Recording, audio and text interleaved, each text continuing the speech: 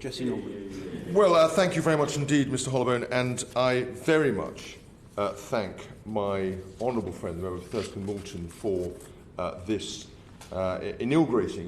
calling this a very important debate on a matter of very considerable public interest, more widely, but also, of course, of very considerable public interest locally in his constituency and to those affected by this company. And it is a pleasure to speak in a debate that is not disfigured by party politics. I think there have been very constructive contributions made by all members, and I'm very grateful for the contributions they've made.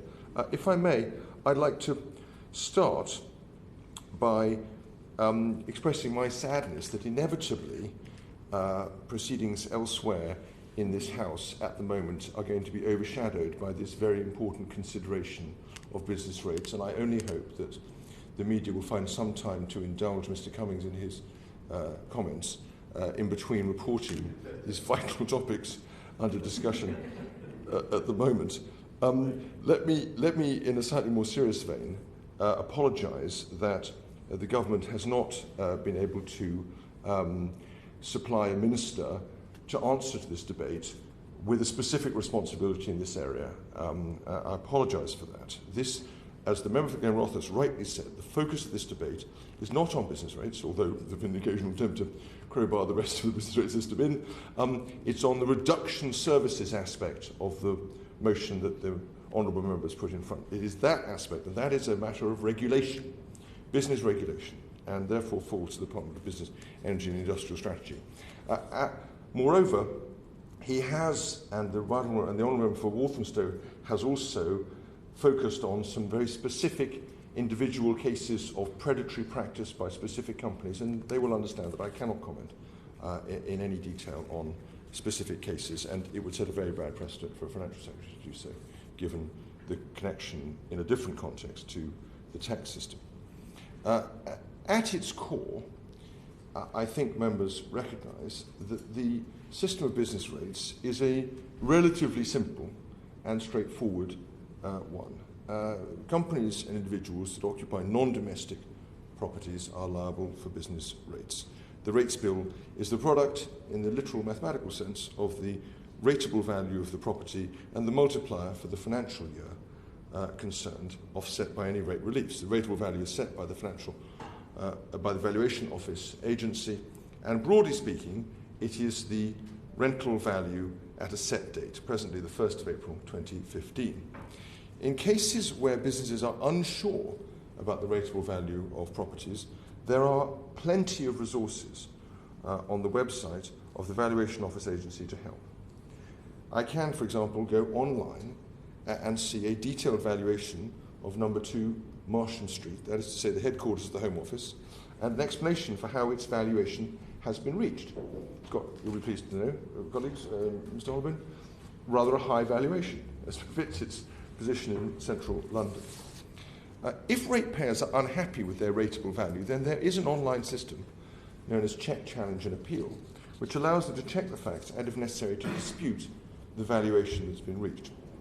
This system was introduced in order to provide ratepayers with a service that is easier to use and understand than its predecessor, and that enables quicker resolution of cases. Evaluation of the system last year found that it's working and that ratepayers are getting their cases resolved faster without the automatic need to make appeals. Rate reliefs are applied by individual local authorities, but most of these are either automatic or require minimal information from the ratepayer. For example, transitional relief, which is used to phase in the effects of revaluations, is entirely automatic. For small business rate relief, ratepayers need only provide a little information about other properties on which they pay business rates before being able to claim. All rate bills must explain the various reliefs available, and local authorities have many excellent websites which explain how to claim those reliefs. Much of the £16 billion of relief that the government has provided in the retail, hospitality and leisure sector in response to COVID-19, which has been picked up by the Honourable Member for Shannon, has been applied automatically to rates bills. So there are many automatic methods of applying reliefs currently within the system. The relevance for this to the present debate is that there is no reason why a ratepayer should have to use an agent in order to claim rate relief. if they believe they're eligible for rate relief, they should instead contact their local authority. Of course, this is not in any sense to criticise people who have been found in the position of the clients or would-be clients of the organisations, the predatory organisations that have been highlighted by the members in this debate. Let me pick up, if I may, the nature of some of the protections that presently exist within the system. There are several. One is the rules that apply to business-to-business contracts that arise from the Business Protection from Misleading Market Regulations rules of 2008. And these prohibit advertising that misleads traders. There is also the Misrepresentation Act, 1967, which may also apply to business-to-business contracts. This says that if someone has entered into a contract following misrepresentation by the other party, they would then be entitled to rescind that contract. In addition, if they've suffered loss, they can claim damages against the other party. Small businesses can seek help through other channels. If the ratepayer feels that there may have been illegal or fraudulent activity, they can choose to take court action. As I understand, a number of businesses have successfully done in at least one of the cases under present discussion.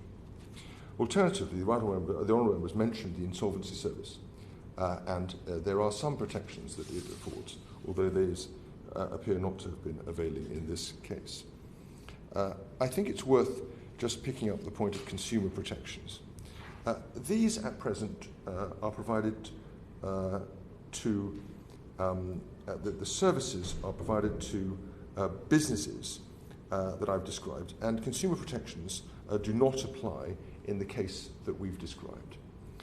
I note, and the Honourable Members argued, that micro businesses share many of the characteristics of consumers, and therefore he argues, and it has been argued by other members in this debate, are worthy of protections in their own right. And members have highlighted the predatory practices of the companies that they've discussed, which are, I'm afraid, also exercised in a relatively small number, but undoubtedly a number of other cases and other companies of extreme distress to the people who are affected by them. I think it's important to note that in other markets, for example in financial markets, it has proven possible to differentiate between protections afforded to different kinds of people in the client relationship. And therefore, I think there is a clear case here for the Department for Business, Energy and Industrial Strategy to revisit this area and to assess what further protections can, in principle, be provided. If I may, let me conclude with a very simple message that any business, of course. I hesitate to stop the Minister in full flow because it's very interesting to hear what he's saying. I just want to come back on a point he made there about businesses being entitled to rate relief automatically. Of course, that does require businesses to know about it. And I agree with him, and I think we all agree that actually differentiating between businesses and consumers, often the small businesses, doesn't make any sense in terms of the expectation of protection and the reason why we have consumer regulations. But might he be convinced that in these sorts of instances it would be helpful for government to be proactive in telling people that they might be entitled to rate relief? Because one of the reasons why this company has been able to exploit people is a lack of awareness of this scheme, that whilst he may feel it's relatively straightforward, if you are a new business, the idea that there might be some fees that you don't have to pay and others that you do actually adds complexity. So is there a case perhaps for the government when they, or requiring local authorities, for example, when they send a rate relief bill to say most small businesses would be entitled to rate relief and therefore it is worth your time investigating in the absence of the further consumer protections that we're talking about? Well, I thank the Honourable Lady for her question. I have already said that all rate bills are required to explain the various reliefs available and that local authorities have, in many cases, excellent websites, and in many cases excellent websites, that explain how to claim the reliefs. And, of course, the fact that reliefs are, in the cases I've described, automatic means that they flow through in and of themselves, and that is a very attractive feature. Where that can be engineered into the system, and where it can't, it is for good reasons that it may not be able to. Now, I do not think it's right to suggest, and I don't think anyone who's participated in this very thoughtful debate would suggest that there is any very easy fix here. But I think there is a clear case to be addressed, and I thank the Honourable Gentleman for putting it to our attention and raising it with government, and I think government, across my colleagues and myself, need to consider what further can be done, both themselves and in their further discussions with local authorities.